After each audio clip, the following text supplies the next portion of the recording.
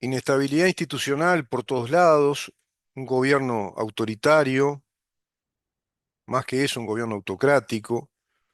gobierno ideológico, no responde a los principios constitucionales de un Estado de Derecho, con un proyecto de presupuesto que asoma en un horizonte de muchísima intranquilidad, con un proyecto presupuestal que lo que plantea es zozobra y muchísima incertidumbre, pero inclusive yo te agrego un elemento de juicio. A veces cometemos el error, los uruguayos, y particularmente quienes ejercemos este oficio de periodistas, de caer en esas frases hechas que son típicas de nuestra idiosincrasia. Por ejemplo, bueno, presupuesto que llena de incertidumbres. Más que eso es. No es un presupuesto que solo se agota en generar incertidumbres, sino que genera certezas de un malestar inexorable. Genera la certeza del daño inminente. Genera las certezas de los daños eventuales, de lo que se va a producir con ese esquema presupuestal, con ese modelo presupuestal. He ahí entonces un inconveniente mayor de un gobierno que ha venido a depredar los recursos económicos de un Estado que ha equilibrado su crisis fiscal, la que había dejado el Frente Amplio anteriormente, un Frente Amplio que después de 15 años de gobierno sin pandemia, sin guerra mundial, en un momento de esplendor de los mercados internacionales, con precios récord en cuanto al barril Brent, que es el barril del petróleo, llegó a estar a $39, $38, $40, y teníamos un combustible carísimo. Pero ¿cómo se olvidan muchos uruguayos de todo eso, no? ¿Cómo se olvidan de los ajustes bimensuales prácticamente del precio del combustible? ¿Cómo se olvidan de los ajustes bimensuales o trimestrales de las tarifas de la luz, del agua? ¿Cómo se olvidan de los ajustes de las aportaciones a la seguridad social que se nos venía en cada recibo del BPS, cada 2, 3 meses, incremento, sin saber por qué, sin ninguna justificación? ¿Cómo se olvidan de ANCAP fundida? ¿Cómo se olvidan que ANCAP pudo ser auditada y se pudo llevar a cabo una comisión investigadora desde el Parlamento uruguayo en aquel gobierno del Frente Amplio, porque el entonces senador de la República, el doctor Moreira, que después fue el intendente de Colonia, a quien también le hicieron todo un lobby judicial para estropearle la carrera política como intendente, ese que recuerdo llevaba las carpetas al Parlamento para mostrar todas las enormes inconsistencias, actos administrativos fallidos, actos con abuso de poder, tráfico de influencia y la brutal desfinanciación que se iba dando en ANCAP, que daba todo ello mérito suficiente para para una investigación desde una comisión de investigación, que es una de las potestades que la Constitución le confiere al Poder Legislativo, es una de las funciones para las cuales nosotros elegimos a nuestros representantes, y no lograban el quórum. El Frente Amplio se negaba a esa investigación, cerraba filas respecto a investigar la situación patrimonial, la situación administrativa, financiera y también la situación vinculada a ilícitos, a ilegalidades. Cerraban filas bajo esa actitud político-ideológica de los camaradas que se brindan públicamente impunidad, que se brindan impunidad. Sin embargo, se pudo lograr el voto de dos integrantes de la bancada oficialista del Frente Amplio en aquel entonces. Y a raíz de aquel voto que marcó la diferencia para lograr el quórum e iniciar las investigaciones sobre el caso de ANCAP, se destapa el tarro de toda la podredumbre de la desfinanciación brutal que los gobiernos del Frente Amplio estaban desarrollando, ya no solo en ANCAP, sino en otras empresas del Estado, dado que ANCAP estaba siendo financiada por OCE y por UTE. Se utilizaba digamos que el resultado superavitario, el superávit que daban UTE y OCE como monopolios del Estado, se utilizaban esos dineros en ir financiando ese barril sin fondo, ese colador de dinero por el cual se escapaban los recursos económicos de todos los uruguayos. Y era ANCAP, la empresa de todos los uruguayos. Esa ANCAP por la cual desfilaron decenas de miles o cientos de miles de personas embebidos en el adoctrinamiento torpe de las empresas del Estado, insuflado públicamente a través de una gran campaña de medios, como lo hizo el Partido Comunista de Uruguay, para sustentar a su sindicato único de los trabajadores de ANCAP, de FANCAP, cuando le hicieron la guerra política a Jorge Valle, quien había planteado la necesidad de que se privatizara la industria del refinado del crudo, del petróleo, que ANCAP siguiera, pero que se privatizara así como se privatizó, por ejemplo, el monopolio de los seguros, como se logró abrir a la competencia privada el monopolio de la telefonía que teníamos, es más que necesario, ya siquiera es urgente, sino que es un tema del ayer, que tendríamos que tener la privatización de los combustibles, con empresas que lícitamente compitan en el ámbito de la producción, del refinado, el transporte, la carga y descarga a granel de los combustibles. No lo pudo lograr. Por eso del ANCAP no se vende. ANCAP es de todos. ANCAP es de los uruguayos. ANCAP nos revienta la vida. ANCAP nos encarece la vida. ANCAP hace perder competitividad a las empresas. Y en ese contexto, el Frente Amplio se fue manejando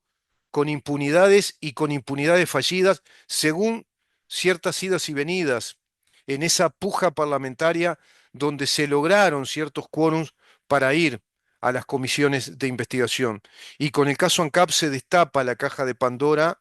de todo el deterioro económico del país que va a arrojar como resultado, va a arrojar como resultado final un déficit muy grande. Para un poquito acá el audio y continúo. Pues me olvido de quitar el WhatsApp, el chat de WhatsApp de la computadora y me desorientan los sonidos de los llamados de mensajes, que parece que a esta hora se activa todo el mundo, ¿no? A la hora de la noche empiezan a caer los mensajes y mensajes y mensajes. Y a veces se abusa demasiado de la cantidad de mensajes. Volviendo al tema, se da un resultado final después de los 15 años de gobierno de Frente Amplio que estadísticamente arrojan cifras alarmantes. Uruguay, siendo un pequeño país de 3,5 millones de habitantes, con recursos económicos limitados, porque en definitiva vivimos de una economía primarizada sobre la base de la inversión que viene al Uruguay para la gran producción a escala en granos, en carnes, en lanas, en lácteos, y en algún sector empezó incipientemente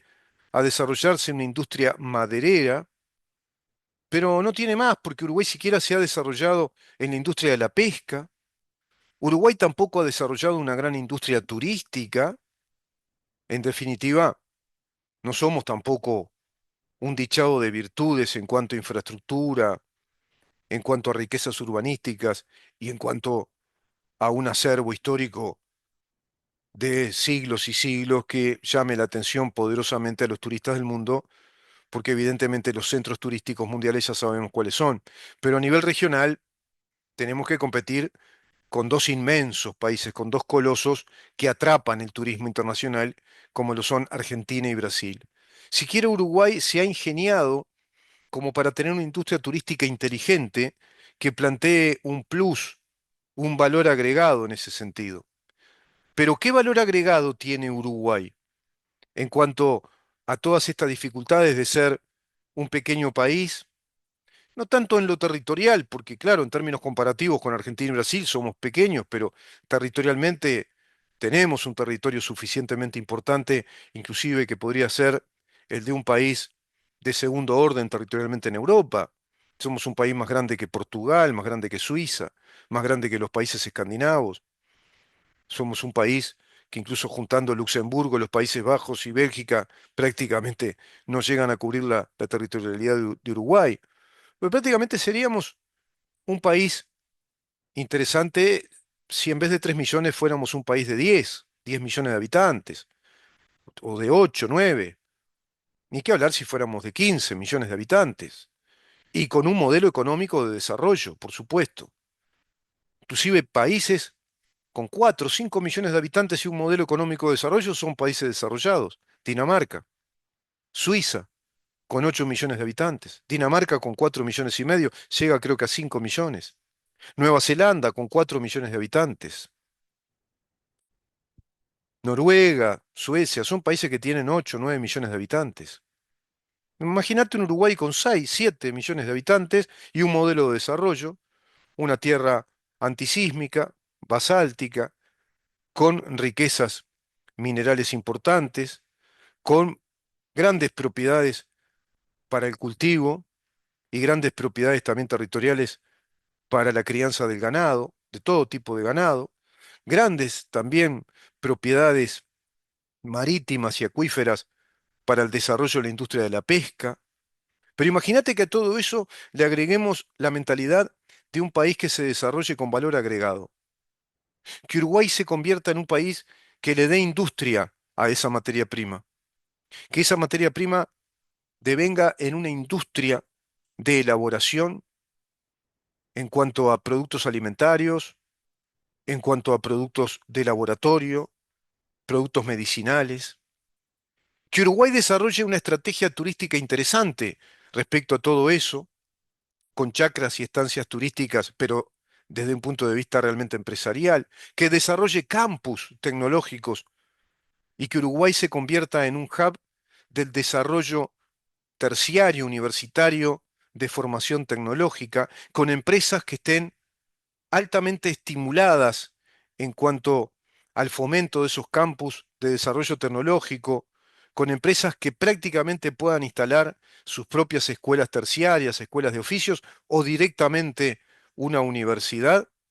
siendo exoneradas de impuestos siempre y cuando generen mucho trabajo y generen base monetaria, circulante dinerario, generen también balanza comercial, que es lo que más importa. Es decir, que generen negocios en el exterior, que se dé una sinergia entre esas empresas desarrolladas, muchas que vengan a formar capital y se desarrollen en Uruguay convirtiéndose en empresas unicornio, otras empresas unicornio que ya se instalen en Uruguay y que confluyan en esa atracción de capitales crecientes y que empiecen a llamar poderosamente la atención al mundo entero, porque Uruguay es un país que va camino al desarrollo como una sociedad estable, pacífica, con estabilidad institucional, que se comporte realmente como la Constitución dice, que la Constitución sea perfeccionada en muchos aspectos y flancos débiles a través de los cuales fue atacada fuertemente, que Uruguay tenga una calidad legislativa importante en todas estas materias y en materia de seguridad jurídica, fundamentalmente, de seguridad institucional, que es el correlato de la seguridad jurídica, de seguridad administrativa, que también es el desenlace natural de la seguridad jurídica y de la calidad legislativa de un poder legislativo que nos dé derecho, que vaya generando Estado de Derecho y no un modelo ideológico de poder como lo están haciendo hace décadas. Imagínate un Uruguay así. Date la oportunidad de esa utopía que es perfectamente aplicable, que es practicable, que no es idealista, que es pragmática. Pero dados los hechos políticos, dada esta sociología de la podredumbre, sí se convierte en una utopía. Asume la naturaleza de una utopía porque la realidad sociológica del sistema político uruguayo está podrida. Porque esta charca putrefacta no permite que se dé todo eso que se tiene que dar en una nación que es pequeña en dimensiones, pero que puede ser gigantesca respecto a su proyecto original, a su inspiración original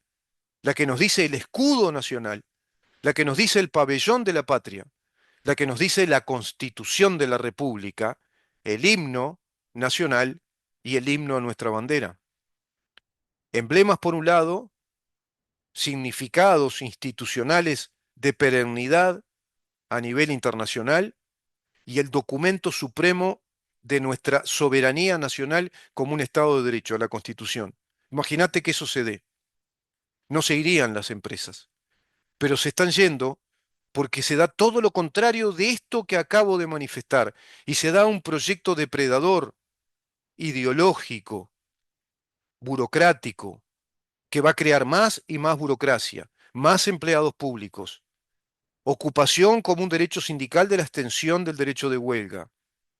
la indexación de los ajustes salariales a la inflación en los funcionarios públicos, el impuesto a la ganancia,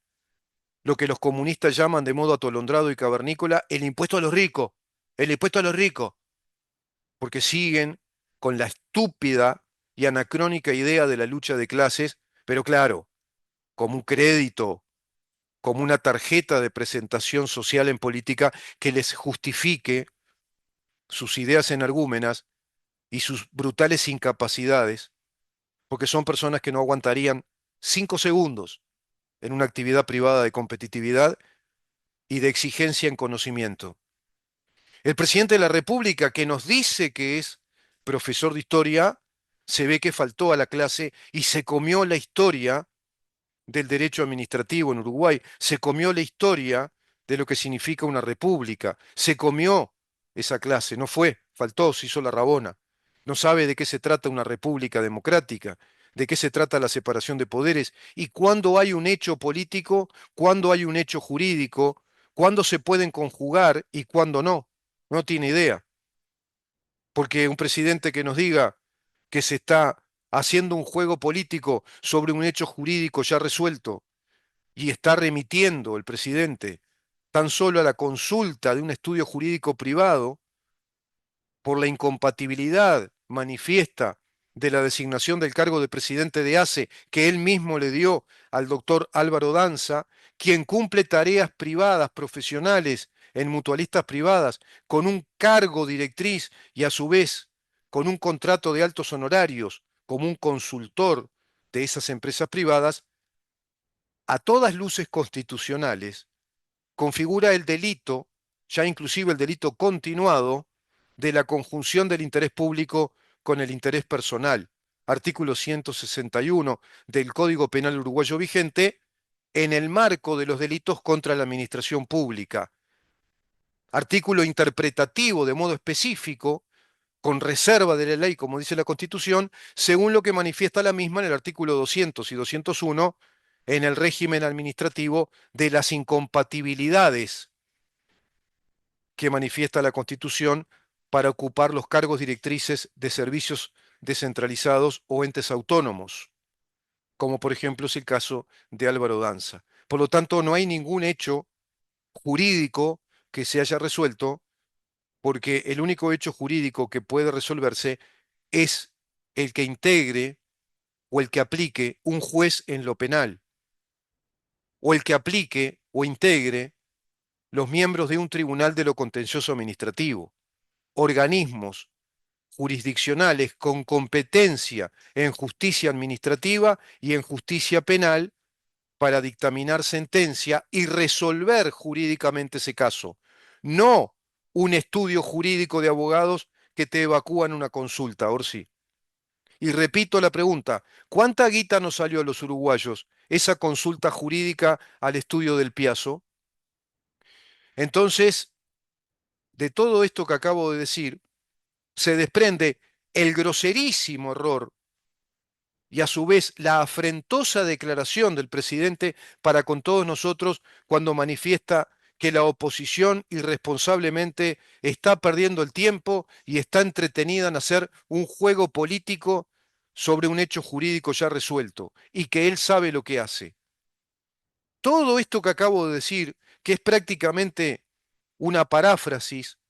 casi o cuasi una cita textual de lo que el presidente dijo, tiene todos los componentes para que el presidente de la República de los Orientales sea sometido a un juicio político, de acuerdo al artículo 93. Por este caso y por un montón de casos que vengo analizando. Por un montón de casos. El cierre intempestivo de la Biblioteca Nacional, la suspensión de los efectos jurídicos de leyes que son vigentes, atropellando, violando ilegalmente el régimen de la jerarquía de normas que nuestro Estado de Derecho concibe desde siempre, como cualquier Estado de Derecho lo concibe. En un Estado de Derecho hay jerarquía de normas. Un decreto, un acto administrativo jamás puede derogar una ley, jamás puede quitarle efectos a una ley.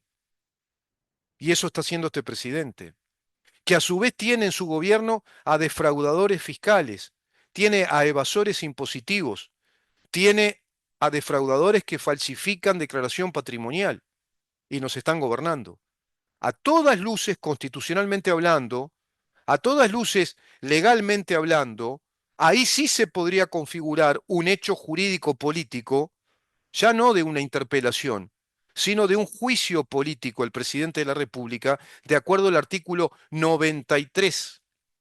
de nuestra Carta Magna. Y es a raíz de todas estas desavenencias, de estos atropellos, de estos dislates del presidente y de este gobierno brutalmente ideológico y depredador, planteando con un proyecto de ley presupuestal la certeza del deterioro de nuestro país, la certeza del descalabro económico, la certeza del robo a la propiedad privada, que muchas empresas se van. Como por ejemplo nos enteramos que se va la Gotita, la que nos va a dejar haciendo agua por todos lados. El impuesto de Temu no funcionó. No solo es por el impuesto de Temu, es por todo esto que acabo de decir. Es por el impuesto a las ganancias, es porque se va a permitir la ocupación en las empresas, es porque se habla de más y más presupuesto para el Estado, es porque se habla del incremento de los salarios de los funcionarios públicos siempre acoplados a la inflación, es porque se habla del levantamiento del secreto bancario, rompiendo la seguridad jurídica de todos los habitantes de este país. Es así, ¿no? La libertad nos cobra un solo precio,